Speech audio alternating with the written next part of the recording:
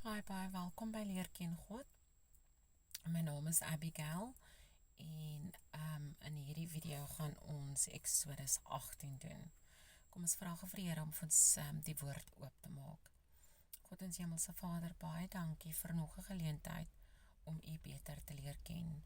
Maak asseblief vir ons die woord oop sodat ons kan sien wat ons moet sien, hoor wat ons moet hoor en leer wat ons moet leer in U naam. Amen.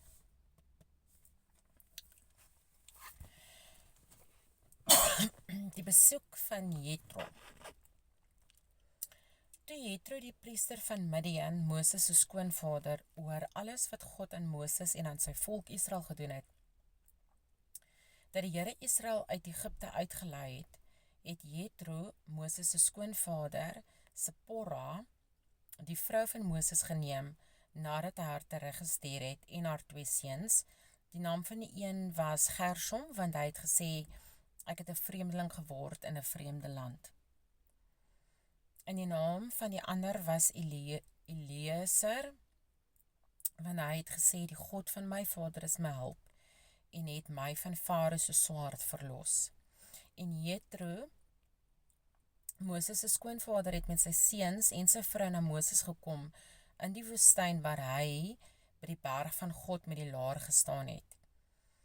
En hy het Moses laat weet, ek jou skoonvader Jethro, kom na jou met jou vrou en haar 2 seuns saam met haar. Daarop gaan Moses uit sy skoonvader tegemoet, en hy het gebuig en hom gesoen, en hulle het na mekaar se welstand gevra, en in die tent ingegaan. Moses vertel toe aan sy skoonvader alles wat die Here aan Farao en aan die Egiptenaars terwille van Israel gedoen het, al die moeilikheid wat hulle op die pad oorgekom het, en dat die Here hulle verlos het. En Jethro het hom verheug oor al die goeie wat die Here aan Israel gedoen het, dat hy hulle uit die hand van die Egiptenaars verlos het. Daarop sê Jethro, geseënd is die Here wat julle verlos het uit die hand van die Egiptenaars en uit die hand van Farao, wat die volk onder die hand van die Egiptenaars uit verlos het. Nou weet ek dat die Here groter is as al die gode, naamlik in die saak waarin hulle vermetel was teen hulle. Daarop het Jethro, Moses se skoonvader, 'n brandoffer en slagoffers geneem tot eer van God. En Aaron en al die oudstes van Israel het gekom om saam met Moses se skoonvader brood te eet voor die aangesig van God. En die volgende dag het Moses gesit om reg te spreek vir die volk, en die volk het voor Moses gestaan van die môre tot die aand. En toe Moses se skoonvader sien alles wat hy vir die volk doen, sê hy, wat is dit wat jy vir die volk doen? Waarom sit jy alleen en die hele volk staan voor jou van die môre tot die aand toe? En Moses antwoord sy skoonvader, omdat die volk na my kom om God te raadpleeg. As hulle 'n saak het, kom hulle na my, en dan moet ek reg spreek tussen die partye en die insettinge van God en sy wette bekend maak. Maar Moses se skoonvader sê vir hom, die ding wat jy doen is nie goed nie. Jy sal heeltemal uitgeput raak. Jy sowel as hierdie volk wat by jou is, want die saak is te swaar vir jou. Jy kan dit nie alleen doen nie. Waar is Aaron?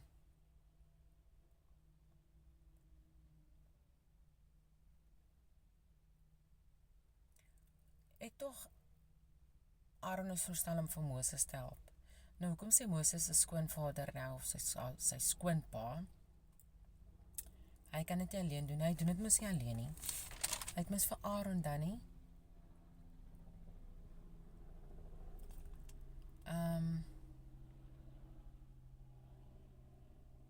Maar nou lees die mensie van Aaron nie. Ok, ons lees maar verder.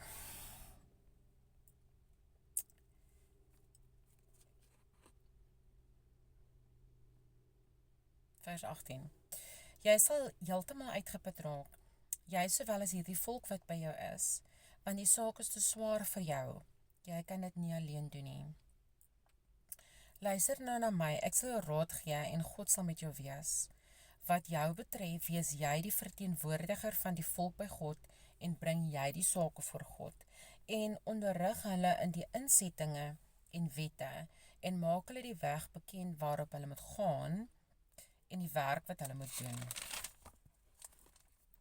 Maar kies jy uit die hele volk bekwame manne wat God vrees, betroubare manne, wat onregverdige wins haat.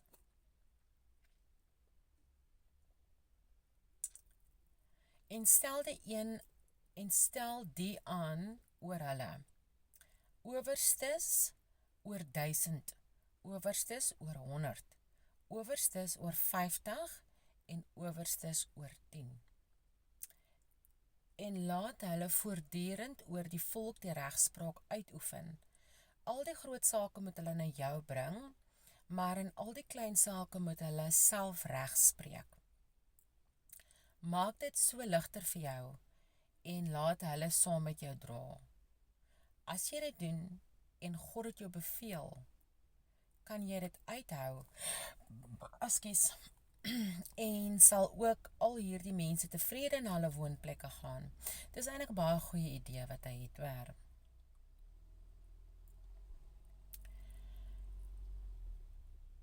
Moses het toe geluister na sy skoonvader, en alles gedoen wat hy gesê het. Moses het bekwame manne uit die hele Israel gekies, en hulle as hoofde oor die volk aangestel.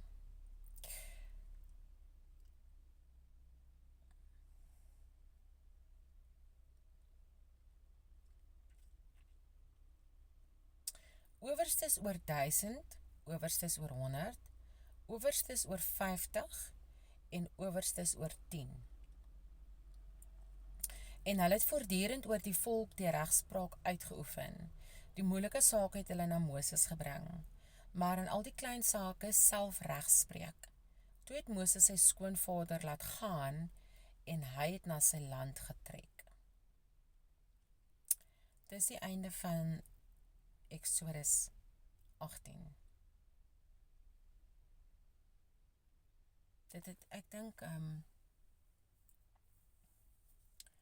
Ek dink Moses se skoonpa klink nou 'n slim man, want dit het baie gehelp, want dit klink vir my, al die mense het voor Moses gaan staan, nê? En dan het hulle nou gesê, ek het hierdie probleem en daai probleem, kan jy asseblief vir die Here vra om dit of dit te doen, en hoekom is dit so en dat so? En obviously het dit vir Moses baie moeg gemaak. En toe kom sy skoonpa en gee vir hom die idee dat hy amper soos bestuurders aanstel. Maar in die kerk is dit mos nou nie bestuurders nie. Ek dink is diakens of diakens en, oh my goodness. Daar is diakens in die kerk en dan is die pastoor. I don't know. Okay, so ja. Moses se skoonpa het kom kuier en toe vir hom bietjie help. En sy werk ligter gemaak, sy werk wat hy vir God doen, né? Dis eintlik 'n baie mooi hoofstuk. Okay, tot volgende keer. Baie dankie dat julle my gejoin het.